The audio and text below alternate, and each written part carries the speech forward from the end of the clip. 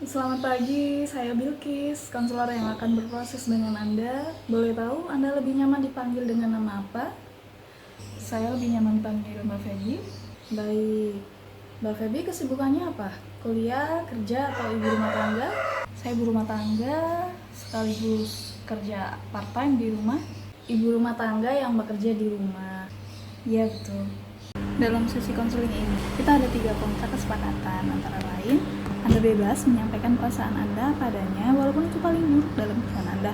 Bahkan jika menurut orang lain itu nyeleneh, termasuk juga perasaan Anda selama sesi konseling kepada saya, baik itu senang ataupun tidak senang, disampaikan aja.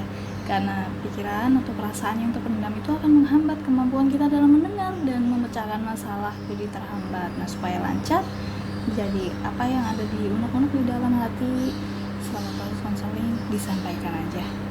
Jika kita mau menghadapi masalah selesai. Ibaratnya ada orang sakit diabetes ke dokter, sama dokter disuruh minum resep dan kurangi konsumsi gula berlebihan.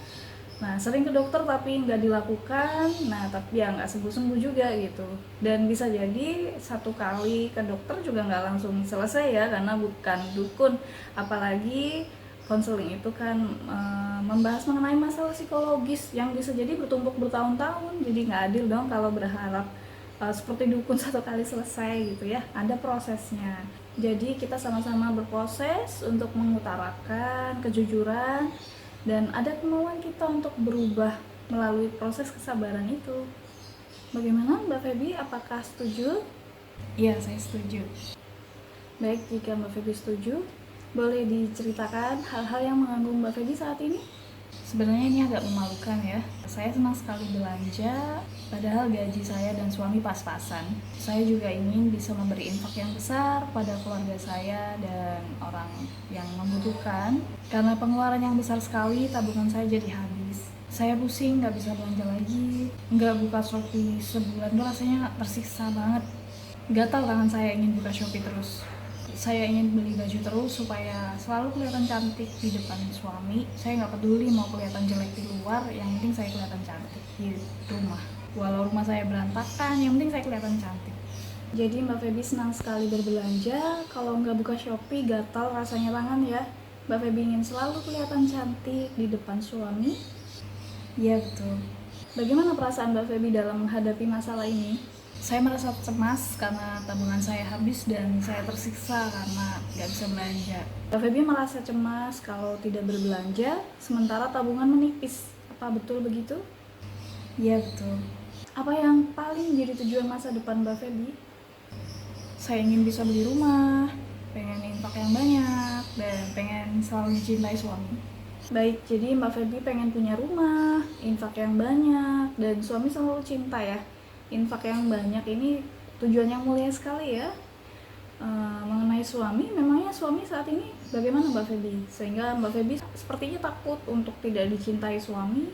Suami saya baik banget, sempurna banget. Hanya saja saya minder aja karena saya merasa suami saya sempurna dan saya banyak kekurangan. Suami sempurna sehingga membuat Anda takut kehilangan. Ya, baik, jadi sebenarnya Anda berbelanja baju itu lebih disebabkan karena minder dengan suami ya. Jadi ingin selalu berpenampilan cantik dan itu butuh biaya yang tidak murah. Apakah betul begitu? Enggak sih, saya bukan hanya belanja baju.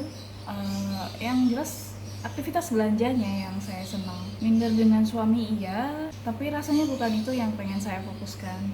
Jadi Anda ingin fokus pada perilaku berbelanja yang sulit dikontrol, begitu? Betul. Dengan harapan masa depan Anda tadi, Anda ingin beli rumah, banyak infak, selalu dicintai suami. Suami ternyata sudah cinta banget, mungkin juga karena baju di rumah sudah banyak stok ya. Dan Anda sudah selalu tampil cantik di depan suami, begitu ya. Apa hambatan yang Mbak Feby alami dalam mencapai harapan masa depan yang bisa beli rumah, banyak infak? Pemasukan yang kurang sih. Baik, pemasukan kurang tapi boros begitu? Iya. Oke. Dengan sikap boros jadinya makin cemas karena nggak bisa nabung-nabung gitu ya? Ya.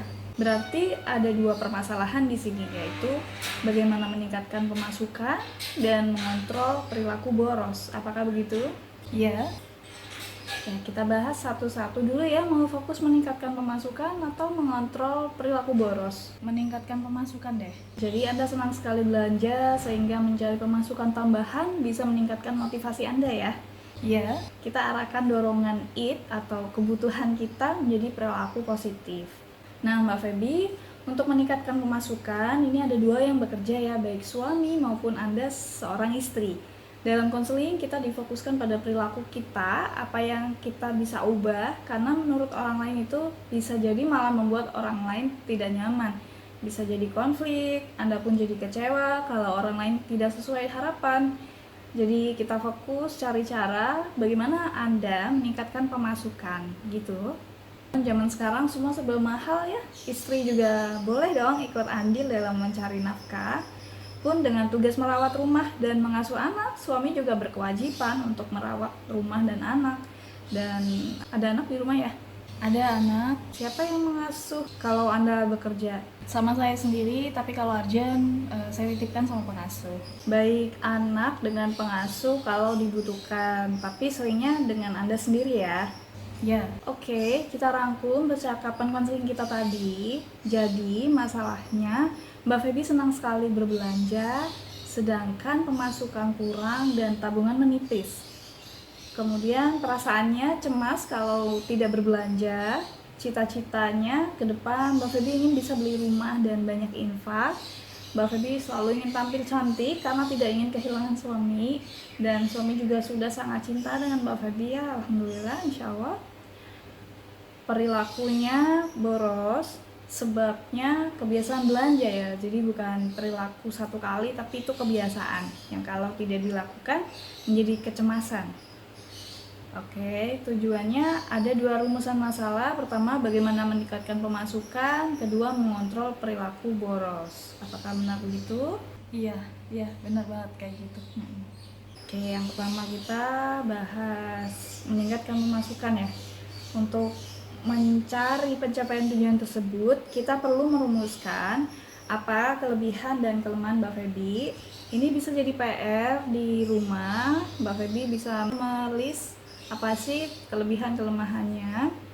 Untuk saat ini kita list sementara dulu yang diingat ya. Untuk kekuatan, ini bisa sifat baik Mbak Feby, semangat ketika apa, misal setelah dekor rumah jadi semangat, setelah melakukan hobi jadi konsen lagi. Nah, itu seperti ibaratnya analisis SWOT ya, ada kekuatan, kelemahan, peluang, dan ancaman dari luar. Saya senang menabung untuk akhirat, saya senang menyenangkan suami, menyenangkan anak. Wah, luar biasa ya, senang menabung akhirat ya, tujuannya mulia sekali. Saya senang kalau udah dandan, pakai baju bagus di rumah, karena saya kerja kan di rumah, jarang keluar ya, jadi aktivitasnya ya di rumah aja, makanya biar meningkatkan mood itu pengennya pakai baju bagus di rumah. Kalau dalam hal bakat, Mbak Feby lebih dalam bidang apa nih? Saya pandai menulis, membaca, belajar hal baru, jualan juga ada pengalaman yang menyenangkan sih, dan keluarga juga banyak yang jualan. Presentasi saya juga suka. Baik, itu nanti bisa dilihat semua untuk jadi bahan mencari apa pekerjaan tambahan Mbak Feby. Pekerjaan yang bisa disambi ibu rumah tangga saat ini banyaknya bisnis ya, namun bisnis apa yang perlu diriset lagi, bisnis apa yang mau ditekuni. Saya ada rekomendasi tutor bisnis yang membantu Anda untuk mempunyai ilmu bagaimana sih melakukan riset bisnis secara profesional. Anda bisa lihat di YouTube-nya Denny Santoso. Oke, itu tadi kelebihannya ya. Nanti Anda bisa lakukan di rumah, Anda sambil riset lagi ya. Dan sekarang kelemahannya nih, mungkin lebih ke boros, labil, dan mudah bingung. Apa yang Anda bingungkan? Saya bingung, banyak keinginan hal yang ingin saya lakukan, tapi bingung mau yang dilakukan dulu yang mana. Apakah sudah membuat list daftar kegiatan? Sudah, tapi nggak konsisten. Saat Anda merasa bingung, apa yang Anda lakukan? Buka Shopee. Apakah kebingungan Anda hilang? Enggak. Baik, berarti buka Shopee tidak membuat bingung hilang. List kegiatan itu membantu tapi belum konsisten dilakukan. Ya, dalam konseling ini tujuan akhirnya adalah kita membangun kekuatan ego, yaitu bisa menyalurkan dorongan atau harapan kita ke arah yang lebih baik. Dorongan belanja diarahkan ke semangat mencari pemasukan tambahan. Kita kontrol antara pikiran dan perasaan. Kita ganti perilaku yang tidak membantu dalam mengubah keadaan jadi lebih baik.